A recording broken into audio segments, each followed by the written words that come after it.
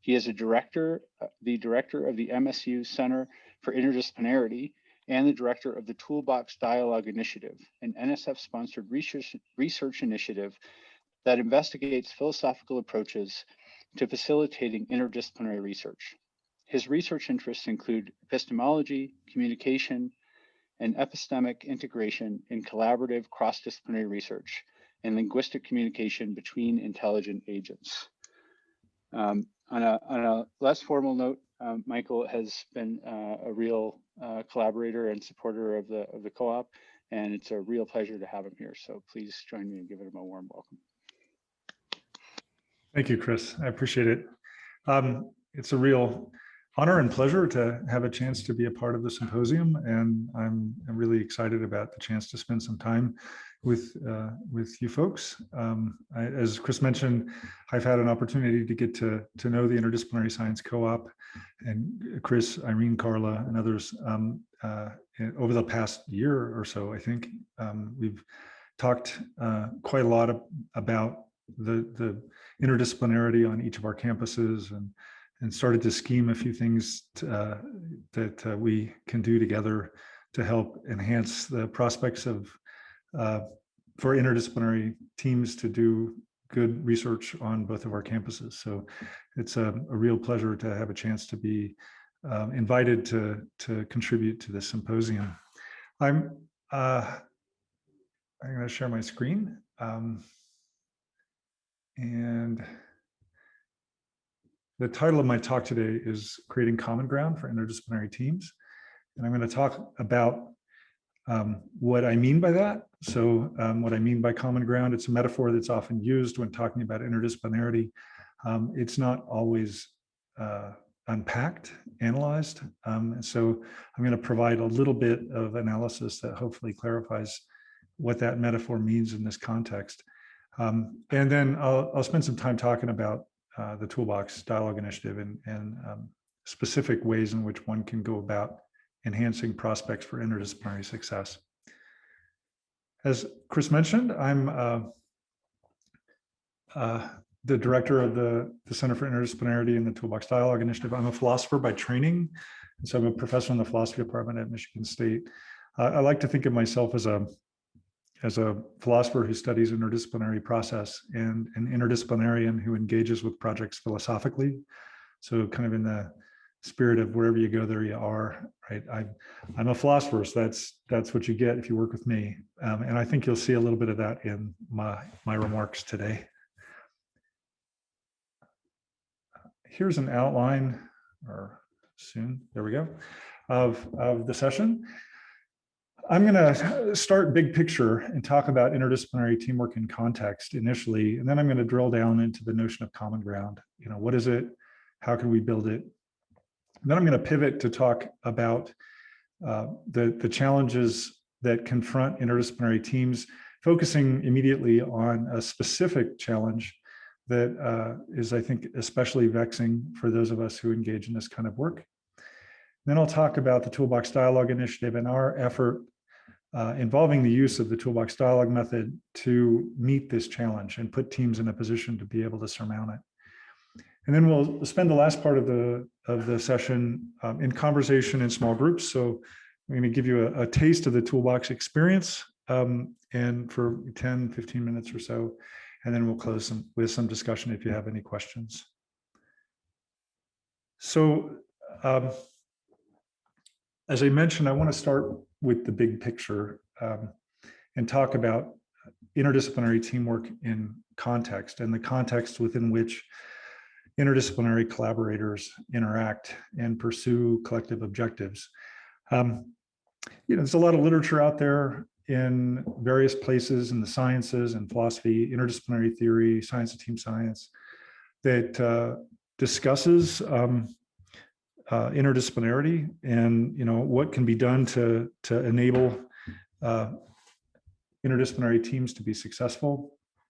And it's a lot of it's focused on identifying patterns and trends that are found in many different locations and many different contexts. And it makes sense, right? If you're going to begin a new project with interdisciplinary collaborators, it's nice to be able to go out and read a little bit about this particular mode of research practice and be sensitized up front to what might be in your future.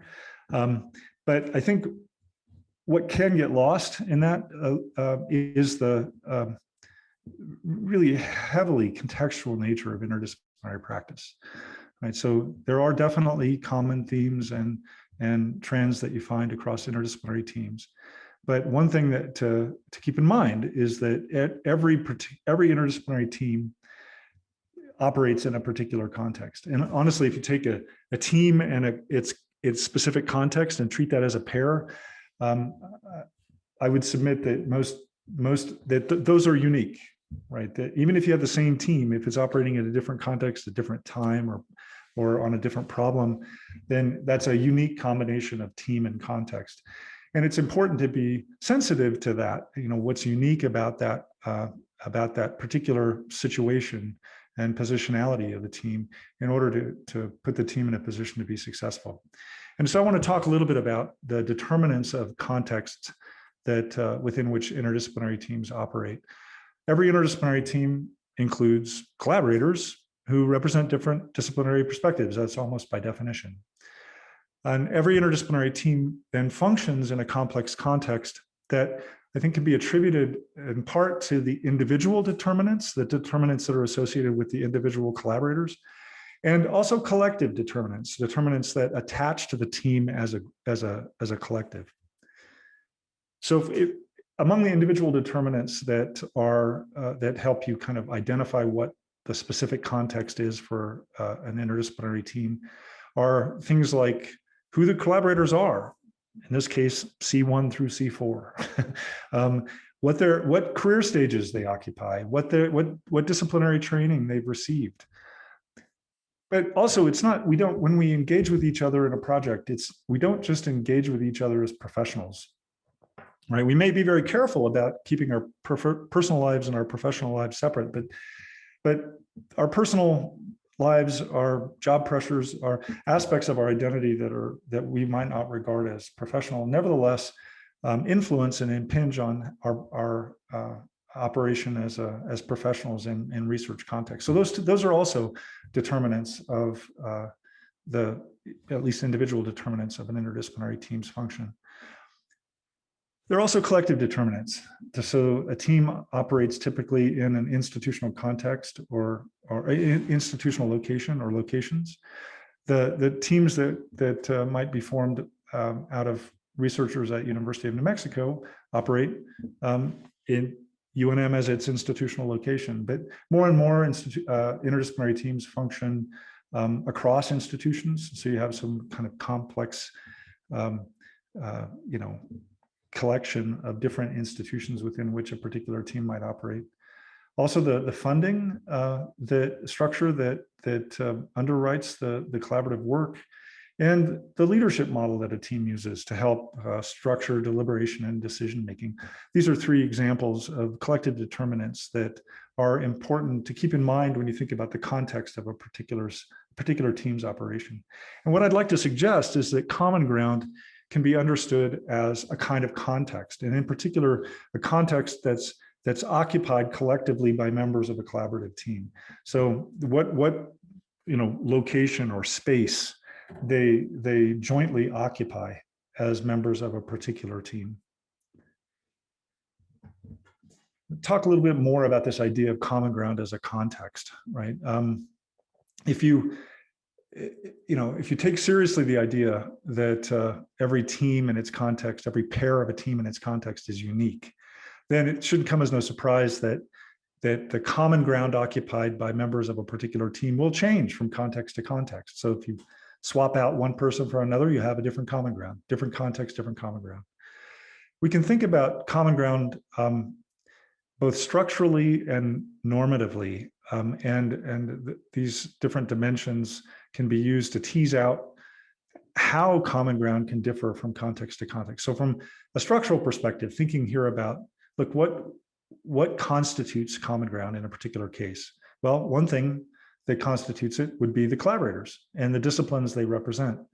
Another might be the nature of the project that the team is pursuing and the aspects of expertise that project requires. On the normative side, here we're looking at norms and standards that structure how a particular team should operate in its context. These dimensions will also differ from context to context. So what incentivizes people to come together and stay together? Interdisciplinary work can be exhausting, but so why do it, right? If you can engage in research that's a little less exhausting, why wouldn't you do that? Well, presumably there's reasons, and those reasons are a part of the incentive structure that keeps the team together, that provides a sort of centripetal force that keeps a team working on their particular project. What goals do these individuals have? What are the team's norms? What norms, again, also provide centripetal force for the team? It's also worth looking at the institutional home and determining whether interdisciplinary collaboration is really valued there. And can you be rewarded in terms of your career success by pursuing interdisciplinary collaboration? So these are just a couple of different broad categories of dimensions of common ground that can vary from particular team, from team to team. And even if you have the same team and operating on a different problem, pursuing a different problem, or operating at a different time, some of these things will be different. Okay, so I've used common ground. I've provided a little bit of analysis, but not much. So I'm going to try to provide a little bit more. And I'm going to ask you to imagine an elevator. So I'm artistically challenged, but this is my attempt to get you thinking about the front of an elevator. And what I want to ask is, look, okay, so what's the difference between three people, random strangers, a group of three people on an elevator, and a team of three people on an elevator? Okay, so this is my question. It's like, what differentiates three people who got on the elevator floors 1, 2, and 3 all on their way up to floor 10 from a team of three who got on the elevator at the same time, went up to floor 10? It isn't, in my view, that they don't share a context. Of course they share a context. They're all in this enclosed space with one another for a certain period of time. So they share a context. What I'd like to suggest is that what differentiates the group from the team in the elevator is the fact that, that they share a context doesn't matter to the members of the group individually, right? So they're all in the elevator together, but each one of them could be lost in thought or lost on their phone, not even realize that there's other people in the elevator with them. They share a context, but that they share it doesn't matter to them as individuals. A team, though, right, occupying the elevator as a team, it matters to them that they share a context, right? So in the case of the group, there are three I's in the elevator, but not a we. In the case of a team, there's a we in the elevator. This could change, though, right? If the elevator got stuck between floors, then the group of three I's could fast become a we in an attempt to figure out how to get out of the elevator. So far, what I've suggested then is that common ground is a type of context that's shared by members of a team, and that the fact that they share it matters to them as a team, right? It helps to kind of enable them to forge a collective identity. Why should common ground matter to us if we're interested in thinking about interdisciplinarity? Here, what I want to suggest is that we need common ground in order to achieve integration. And integration is typically seen as a requirement for interdisciplinary success. So what you want to do is integrate your different perspectives in a way that enables you to meet complex problems with complex responses, coherent complex responses.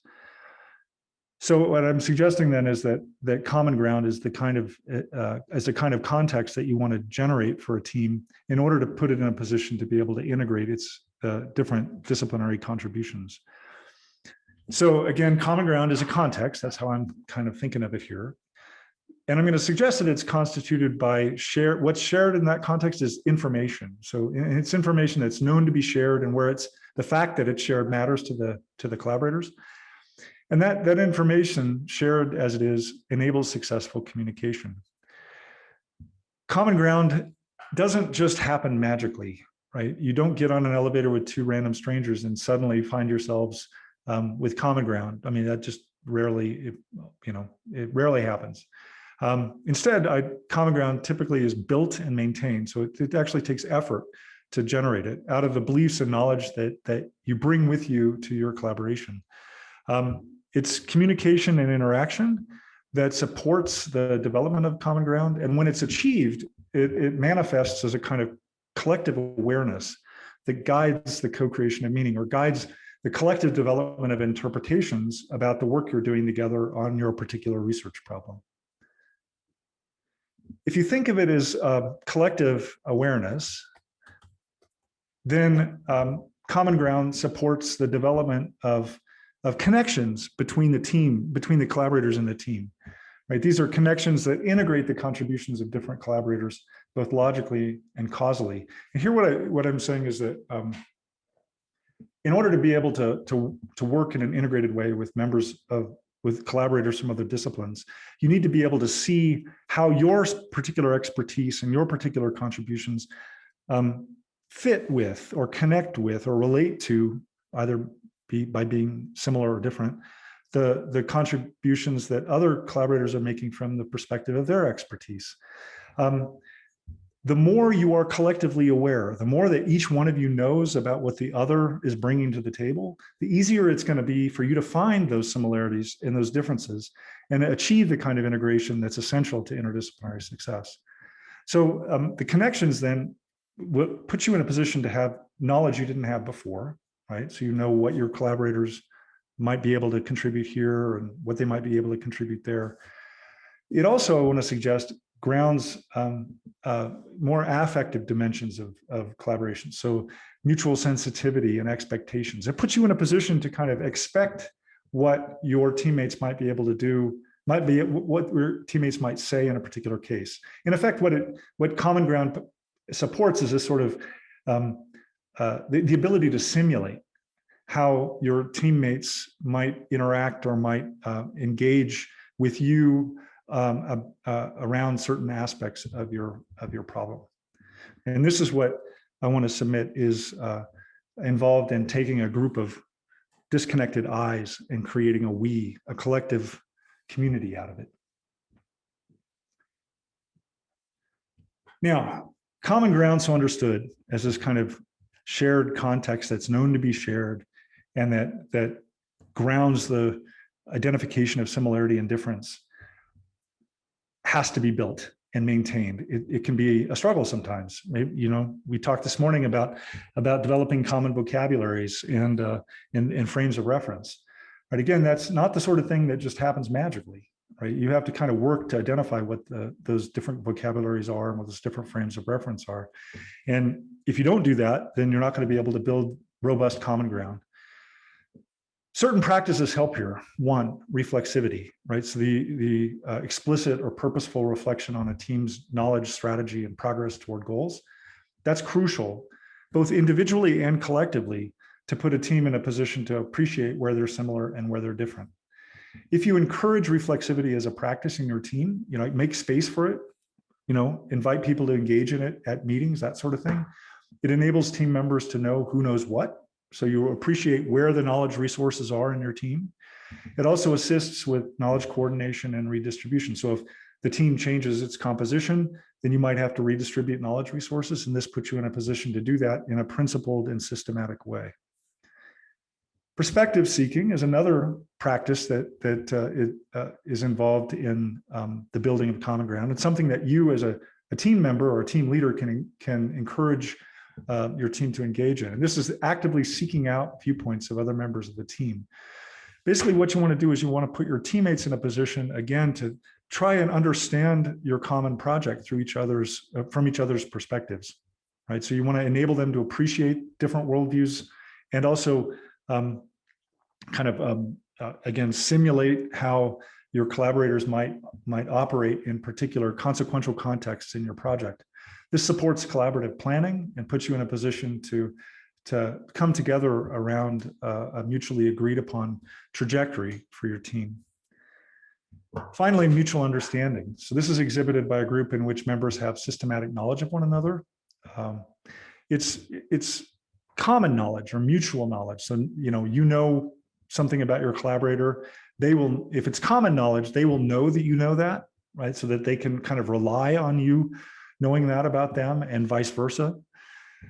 But it's more than just knowledge, right? We don't have mutual understanding if all we do is just have some facts about each other.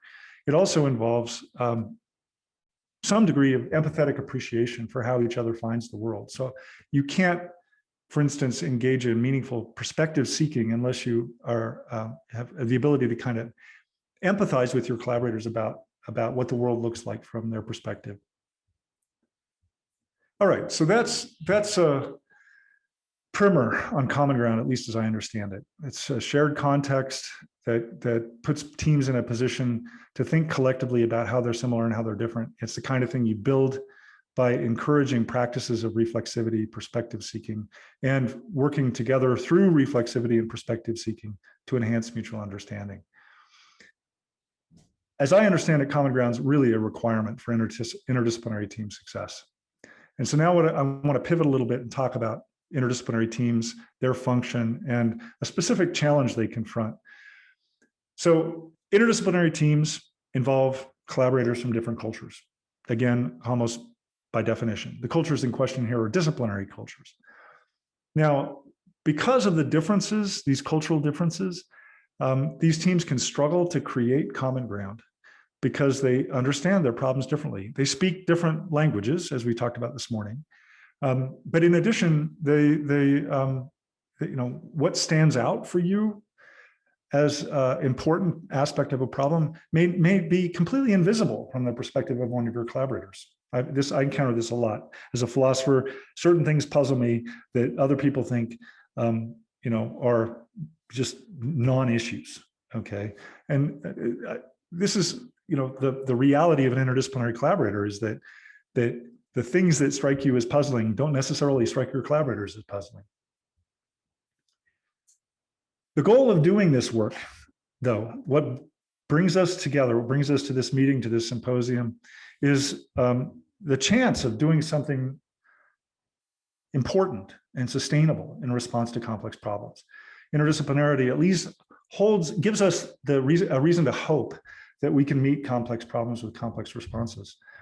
In these cases, diversity of expertise is the key, right? That's really a key, but it's challenging to integrate this diversity of expertise without washing out the differences. One way to meet the challenge, right, of this diversity of perspectives is just to eliminate the diversity, but that of course undermines the whole reason for being there in the first place. Now, if you want to integrate these different perspectives, right, the differences that an interdisciplinary collection of researchers bring to the table, you need to translate across different technical languages. Sometimes we talk about creating a common language for a team. That's a laudable goal. It's kind of a high bar, maybe a lower bar, but still a functional one would be to create a translation manual so that people can understand what their collaborators are talking about when they use their own technical vernacular. In addition, integration requires coordinating different values, and the values that animate us as researchers, and also reconciling different beliefs about the world. So the challenge here again is to leverage or take advantage of this diversity without washing it out. And we take a root of this challenge to be what we call the problem of unacknowledged differences. So when you walk into a situation where you're working in an interdisciplinary team with collaborators, you're different from one another. Again, that's kind of the whole point. But you don't necessarily know how. So you're an expert in your particular field, and so are they. But one of the things we tend not to have is a kind of meta expertise, right? I know what I know, but I don't necessarily also have expertise in how what I know differs from what everybody else knows, right? How my expertise differs from their expertise. It's not something we're trained to have, right? Furthermore, because we're independently incentivized to work together, we tend to assume we're more alike than we really are. The false consensus bias, other kinds of rational biases might incline us to see similarity where really there is difference. But the difference is the point. We want to preserve it. We don't want to lose it. However, if you're going to preserve it, you need to know what it is, right? So if you don't know what it is, it's hard to preserve it, right? If you preserve it at all, you're just lucky. And we want to try to eliminate luck as a key consideration in our project success, right? So you really need to identify what these similarities and differences are at the front end so that you can work to manage those differences as your project unfolds. That puts you in a position to control the process of integrating research inputs in the production of a unified output. It's right here in this spot that you find the Toolbox Dialogue Initiative. So what we're trying to do is help teams meet and solve the problem of unacknowledged differences. From our perspective, if unacknowledged differences in language, belief, and value compromise interdisciplinary research, then a first step in addressing this is to acknowledge the differences and coordinate across them so that we can enhance communication and project integration. So I direct this. It's a research and facilitation or research and outreach initiative that is based in the Center for Interdisciplinary at MSU. We conduct research on interdisciplinary process. What we learn from the research we use to inform our facilitative practice, which involves conducting workshops. We collect data in these workshops typically. Those data are then fed back into our research. So we're trying to create this feedback loop that puts us in a position to kind of always be learning new things about interdisciplinarity and folding those into an evidence-informed facilitation practice. This facilitation practice involves basically running dialogue-based workshops that are designed to enhance communication and collaboration in cross-disciplinary teams. The main idea behind these workshops is a pretty simple one, namely that if you enhance mutual understanding within a team, you put them in a position to communicate more efficiently and effectively. It's not a given that will happen, right? I think we're all familiar with the feeling sometimes that where you get to know somebody, you get to know somebody better, and then you realize you never want to talk to them again. Right? So learning more about somebody doesn't necessarily enable you to communicate more efficiently and effectively with them. However, again, we're talking about interdisciplinary teams that are independently incentivized to want to work together. So they want to find a way forward together, and enhancing mutual understanding in that kind of context does have the effect of enhancing prospects for efficient and effective communication. We operationalize this idea in dialogue, and it's dialogue about implicit commitments. So some of these unacknowledged differences I mentioned, differences in methodology, values, differences in your relationship to power, how you communicate. Dialogue is important. We don't just use that word lightly or loosely. We see it as a mode of communication that encourages integrative practices. Dialogue it really emphasizes deep engagement, so deep listening to others when they talk, and also a yes and attitude, sort of a commitment to help work with your communication partners to find a way forward together. So understood that mode of communication practice encourages reflexivity. It encourages and rewards people who stop and think about where they're coming from. It encourages perspective taking and negotiation should there be obstacles that arise. Dialogue, when it functions well in the context of a collaboration, can help make the implicit explicit. It can reveal differences among collaborators and support the reflection and perspective taking that really should be a part of the culture of an interdisciplinary team. Right, the successful ones are teams that make space for and time for reflection and perspective taking. All right, so I mentioned workshops, and again, the workshops are how we operationalize the main idea, right? So when we're interested in solving or at least addressing the problem of unacknowledged differences, we want to do that in a workshop setting using dialogue as our mechanism. So these workshops typically, when they're conducted in kind of at their full length, are about 3.5 hours long. 2/3 of them are a structured dialogue designed to reveal values, views, and attitudes. About 1/3 of them is our co-creation activity that's designed to leverage what's learned in dialogue. We use an instrument, what we call a toolbox instrument. It's a survey-like instrument to structure the dialogue. So it includes prompts that help unpack group views, values, and attitudes. These prompts are sorted into thematic modules, and each one of them is a rating response item that suggests a specific topic for conversation and encourages reflection and commitment. They're not psychometrically validated, so we're not. This is not a survey instrument; it's a survey-like instrument. It's an important distinction. We use the terms that actually have currency outside in the wild, right? So people do use technical terms that are vague and ambiguous. It's important that we preserve the vagueness and ambiguity in the dialogue so that the team can identify it and tease out the different interpretations that might be operative in their collaboration. Right? So we don't want to shy away from vagueness and ambiguity and pretend it doesn't exist. We want to foreground it and make it a part of a key part of the dialogue that teams engage in. Now, the dialogue, when it works well, will focus a team on issues that really matter to them. It'll give them an opportunity to articulate, each individual articulate their perspective, share those perspectives, and coordinate research, their collective point of view. Put themselves in a position to understand their common project from each other's perspectives.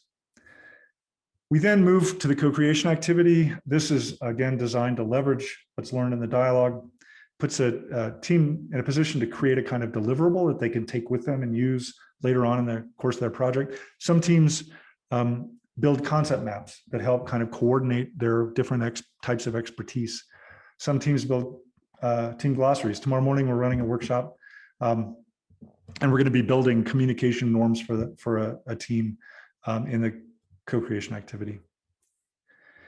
It's really crucial that when we do this, that we meet a team where it's at.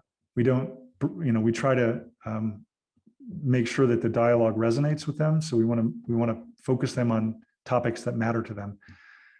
That means that we have to spend quite a bit of time gathering information from them initially, which then is used to help us develop an instrument, which is the focus, the featured kind of centerpiece of a workshop. We then write a report and give the report to the team that provides our perspective. We typically engage in a reflective conversation about that report with the team. If we're in a long-term relationship with the team, we'll cycle through this at regular intervals. At this point, we've conducted more than 400 of these around the world over the last 15 years, including 27 states and territories. We've worked with a lot of partners. Currently, we're engaged in long-term relationships with 3 NSF programs: Convergence Accelerator, Growing Convergence Research, and ExcelNet, and also a NASA program, the Heliophysics Drive Science Centers. As a research project, we write papers and publish them in the peer-reviewed literature about the process and its impact and what it helps us learn about interdisciplinary research.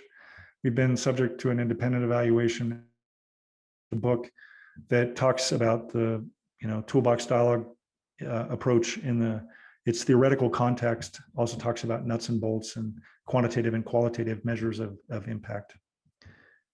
Okay, so that's an introduction to Common Ground and how one particular approach, the Toolbox dialogue method, can be used to help teams discover how they're similar and different and use those discoveries to help create common ground that puts them in a position to achieve integrative success. What I'd like to do now for the next 15 minutes or thereabouts is put people in breakout rooms and give you a chance to have a very brief Toolbox experience. So I'm going to put some prompts up on the next slide. Those are also available in a PDF that I think Irene is going to link you to here in a minute. Please read through those prompts and then go to a breakout room that you're assigned to. Introduce yourself briefly, name, position, discipline, unit, and then spend the time that you're in the room, if you would, just discussing your reactions to the prompts. You can use them to help kind of as lenses to focus on different aspects of your research practice.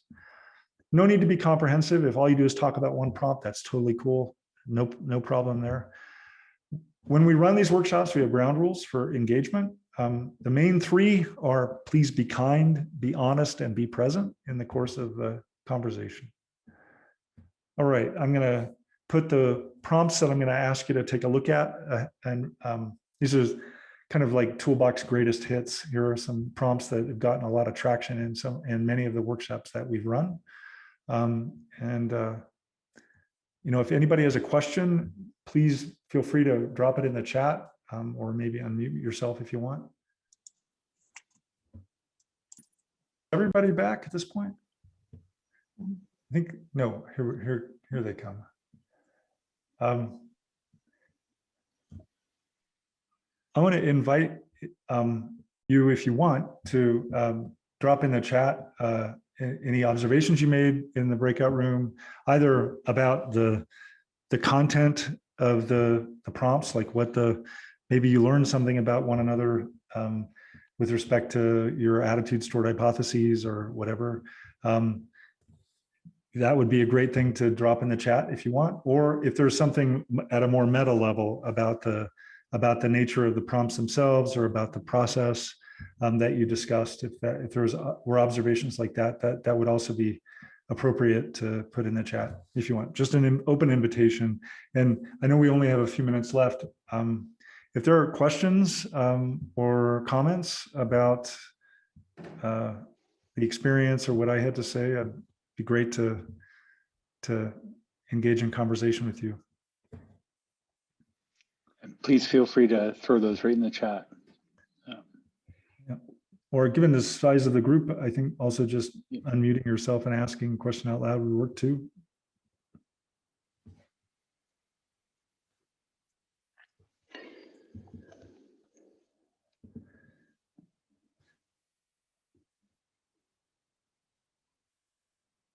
So Bo Romero says, Lila and I ended up focusing on communication and representation of individual perspectives. I'm really intrigued, if I can ask, what you mean by representation of individual perspectives. I have a reaction to that, but I'm not sure if the reaction is related to what you're actually talking about. Would you be willing to maybe expand on that a bit?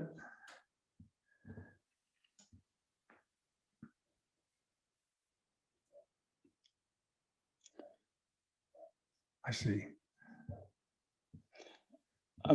I've got one, Michael. Yeah, okay. So I was struck as I was listening to your talk and thinking about going through the prompts that there seems to be a lot of overlap or potential for intersection with thinking about being inclusive in the classroom and engaging students. And I wonder if you might speak to that and where the potential or differences are. Yeah, I guess in general, our attitude toward the approach, the Toolbox dialogue approach, is that if you've got issues that can be helpfully addressed by talking about them, then the Toolbox dialogue approach might be for you. And that's certainly the case in classroom settings. This approach originated in an integrative graduate education and research traineeship project, an IGRT project at University of Idaho. And so we really developed it around, in the context of graduate education. So it was really focused on facilitating integration within graduate student research teams. Subsequent to that, though, we have used it in a number of different undergraduate classrooms. For example, when I teach classes in philosophy, so more advanced classes, I'll chunk the content of a course up into like 4 parts and begin each module, so 4 modules, begin each module with a brief Toolbox dialogue about the issues of that module. So that's where people start. And then we use the same instrument at the end of that module. And the prompts are focused on the topics, but they don't presume any technical knowledge. So like if I'm teaching a philosophy of language class and we're going to talk about ambiguity, then I would have several prompts that just attempt to get people to give voice to their thoughts about ambiguity and equivocation and things like that. The value of that is that it gives students a chance to kind of get their juices flowing about the topic before the module, right? So they start to develop their own, kind of articulate and formulate their own ways of thinking about the topic. And then using it again at the end of the module, like 3 weeks later, puts them in a position to have a very different conversation, one that's now informed by what they learned in the module, right? So they can actually, it helps them, it's not so far away from the first one that they don't remember the first one. And so they're able to appreciate just how much they learned and how much deeper their conversation is about the topic than before. So we've used that as that kind of build that into undergraduate education. There are a number of other twists or variations on that theme. But structured dialogue of this type, we found to be quite useful pedagogically in both the undergraduate and the graduate classroom. I want to speak real quick to I know there's others. Bo expanded on the idea of representation of individual perspectives. I just want to and talked about maps for representation. I think that's a really helpful way of thinking about what's going on here. Just one reaction.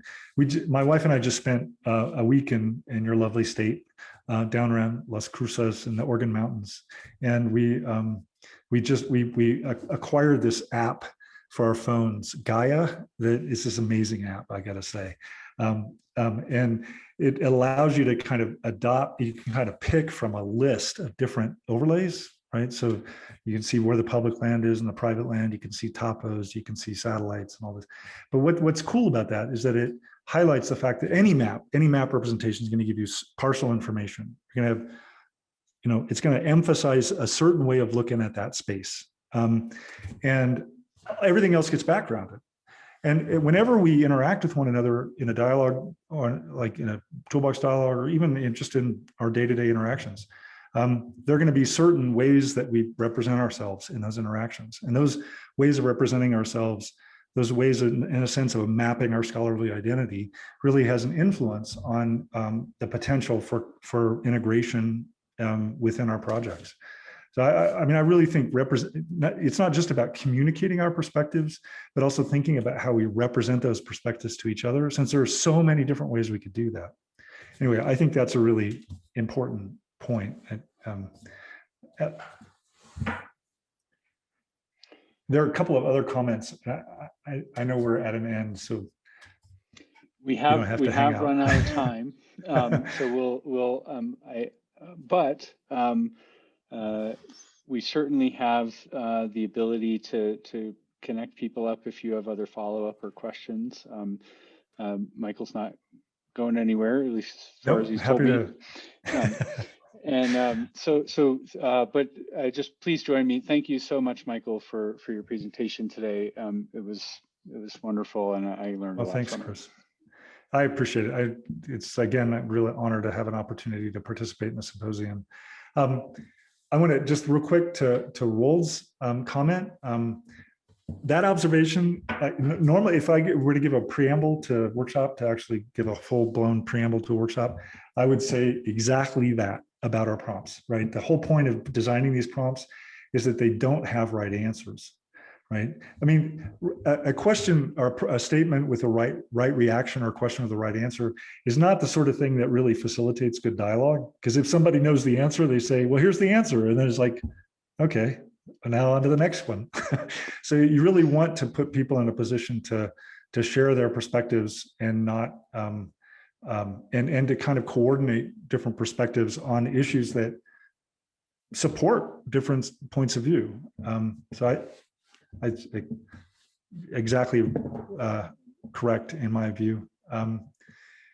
And so Ellen, she comes to New Mexico from, I don't know if she's here anymore, but she comes to New Mexico from Colorado State, right? And worked, isn't that right? And at Colorado State worked with Toolbox and for a number of years. The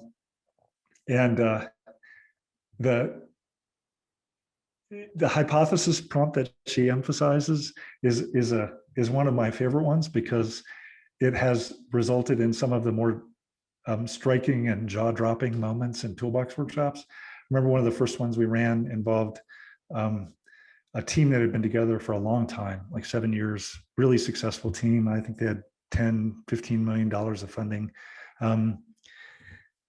they had a conversation where this particular prompt came up, and the two like lead PIs of this group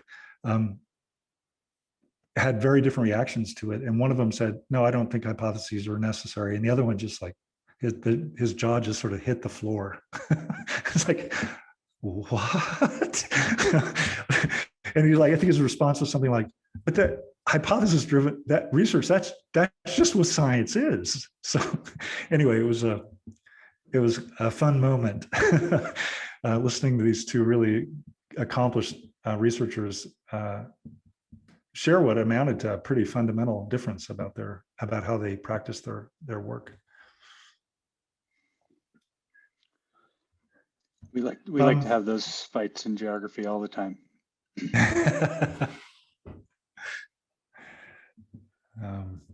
Well, so I do want to let respect your time and others, so we're going to end the session. Michael, there's Melinda Morgan on there who will introduce you when you're down here, and we owe you a couple of drinks, just because normally we would be headed out to do something fun after this. So thank you. I'm sorry that you get to return to the boring, regular, everyday Zoom life that we all live now. And I wish you luck with the symposium and with your interdisciplinary efforts in the future. And next time I get to Albuquerque, I'm going to look you up, Chris. Yep, okay. No problem. I'm not going to forget that. I'm not going to forget that couple of drinks coming. The other session, so hopefully we'll, if you have any time, we'll see you. I'll be at the two tomorrow, the admin and the researchers ones. So I'm excited about that. Awesome. So thanks, everybody. Thank you very much. Take care. Thank you.